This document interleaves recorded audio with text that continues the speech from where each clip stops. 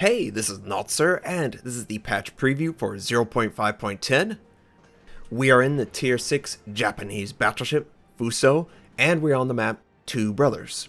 Now, before we talk about the obvious changes to the map, let's look at the color blindness filter that they've added into the game. You can access this in the Graphics tab under Settings. You'll notice that there is a preview of your allies, your enemies, your division, and I believe a person who has caused issues. Let's check. Yeah, Team Killer. And it has 3 different variants. It also allows you to change the intensity, which is great. I am not colorblind. Nobody in my family is colorblind. But if I was colorblind, I would really expect that the video game manufacturers would put in the effort. And boy, does this look crazy to people who aren't this particular colorblindness. It looks like neon pink and neon green. I can't even imagine seeing the world like this, but I'm really happy that they have it. Now, see, here's an example of changing the intensity of the color blindness, and I'm just really happy that they did this. I also play a lot of World of Warcraft. They have an extensive colorblind tool set that they've recently, like 2 or 3 years ago. I really think this should be 100% first thing that you do when you try and put in a UI or whatever. It's really important. 10% of all males have this issue. That's a significant percentage of your possible customer base. So yeah, why not do it? Now, that's not the only thing they've changed. You might notice that this map is a little bit different. Just a touch, Notser, I know. These islands were not designed this way. The islands take up the same amount of area in the water, but now there's shallow areas of the island where you can fire over, see over, but you cannot pass through with your ship, and I think that's the idea, right? They don't want you to be able to round an island, be completely blind to what might be on the other side of that island, you know, torpedoes, destroyers, you name it. They want you to have a little bit more information so you can be a little bit more aggressive, probably. Aesthetically, it looks great. It really does look like rocky outcropping. They have these sheer faces. It's very, very shallow to a point, so you could anticipate communities could sprout up, you know, maybe fishing or whatever. It's not too far off the ground, like some of the maps.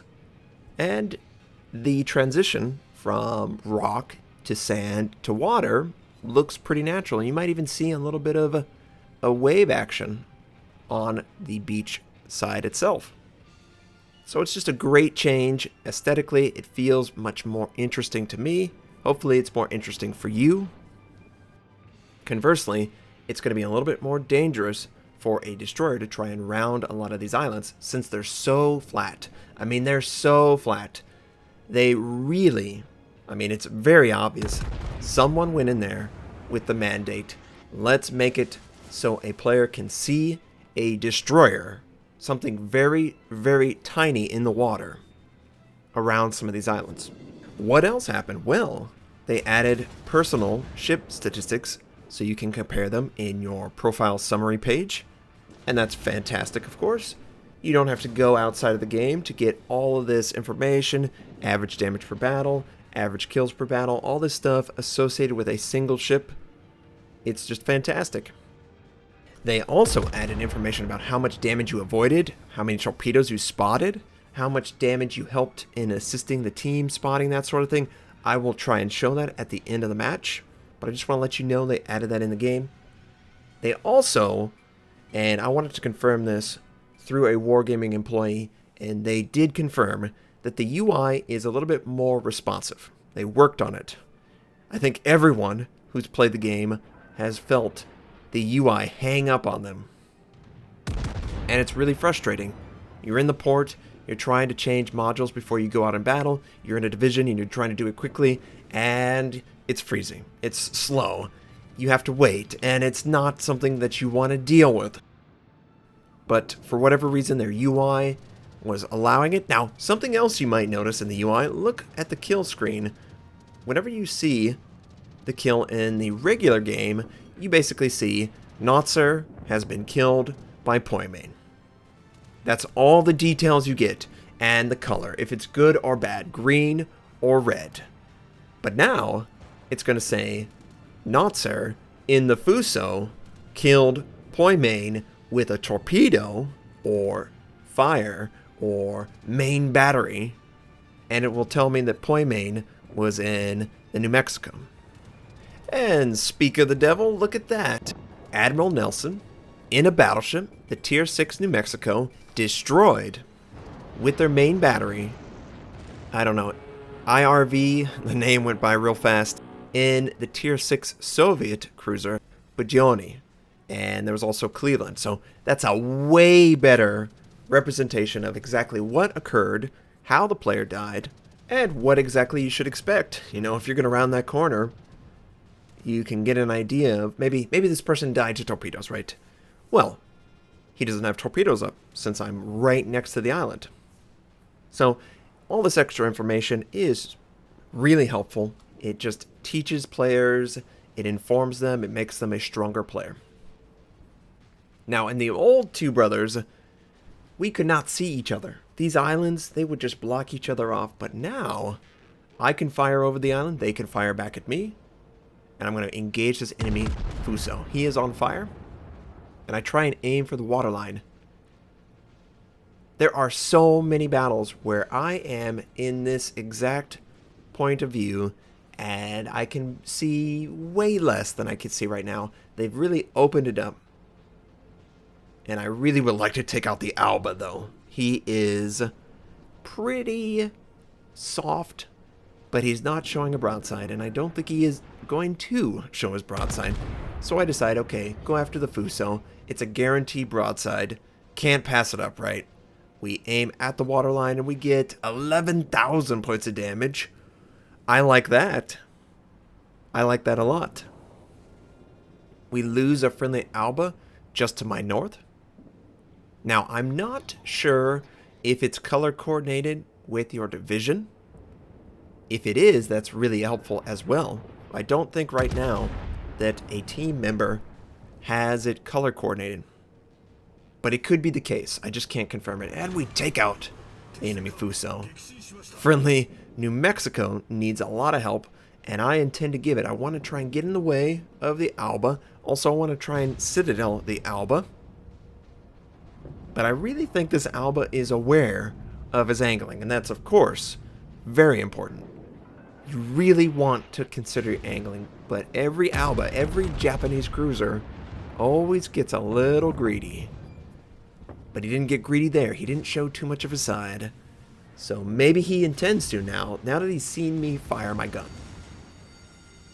One thing that some people might be wondering, can I test German battleships on the public test server? You cannot. They are still locked behind the coming soon icons that are over them. And boy, is he, this is greed. He wants to send torpedoes. We take him out with the Citadel. The torpedoes are inbound. I don't even need to see them to know they're coming. He never fired his guns, and he showed way too much of his side to get his back in position. And yep, here they are. We're trying to turn as tight as we possibly can. I don't want to take the torpedo. I can take a torpedo, or two or three. I'm pretty healthy. But why waste the health, right? And I know there's an enemy behind this island. I intend to get close. He probably, I think he is a cruiser, so his detection is better than mine. But in fact, we do spot him out, and he's showing a perfect broadside. Oh, please just finish him off. He's about 7 seconds away, so we lead him at 11. Could have led him probably 13. Yeah, I think 13 tick marks would have worked out better. He returns fire with AP. I angle against it. I take minimal damage. And I don't know what I was looking at there. just looking at the island, you know, showing off all these islands. We are almost ready to go. He is moving away slightly, so I elevate ever so much. Lead him more than I led previously, but I still, maybe one more tick mark. But 9,600 is good. 3 overpen. Oh, we're about to run into the friendly. So I go full stop, try to not hit him at all. Looks like we're successful. We are set on fire. Now, I decide, let's just allow it to burn. It's only one fire. It's not a big deal. If we get 2 fires, I can still put it out. And of course we fire with the friendly who's firing AP. He is short. I don't intend to be short. I think I elevated it. Oh, I'm just a little short. We do get one shell for 4,000, and that's pretty good. The enemy cruiser, no, the enemy aircraft carrier was just taken out by the friendly, and it did not report his name as pink. Did you notice that? So I do not think it tells you if a friendly in a division dies or kills something. I don't think they've added in any feature that highlights the fact that a teammate got a kill or a division mate got a kill. And I just want to get this guy dead. Come on. 5,000. All right. He's still alive, and the western flank is being pushed. The game is not in the bag, so to say, but we do have a clear advantage. As long as we play defensively, we should be pretty safe. And this Biglione, Wolf Biglione, is really asking for it.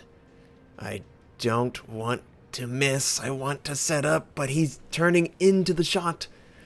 I think he will be able to easily avoid it, so we're going to go for the longer target. Now, this could be a bad decision, and I am giving up that cruiser kill that's going south. I felt like it was more important to confront the battleships on the western flank. I am very healthy. The Colorado is very healthy as well, and they look like they intend to push. They really do want to continue to push forward and attempt to take out my friendlies, and this York really needs the help. One other aspect of the game changed immensely. Tier 1. Anyone hear about this? Tier 1 no longer has AP. No Tier 1 has AP to choose from. That's the first change. HE does 50% less damage, and everyone has less health. So the expectation is you're just going to spam the hell out of HE at everyone. It's not going to be an area where Seal Clubbers can just completely dominate because they understand how the game works, right? I don't know how I feel. I think at some point they need to learn you cannot show your broadside to the enemy, right? They need an environment to do just that. And I think co-op or some PvE encounter is the perfect scenario to teach players, and it needs to be rather quick. I don't think sitting through a tutorial that doesn't really tell you what to do is especially helpful for the player.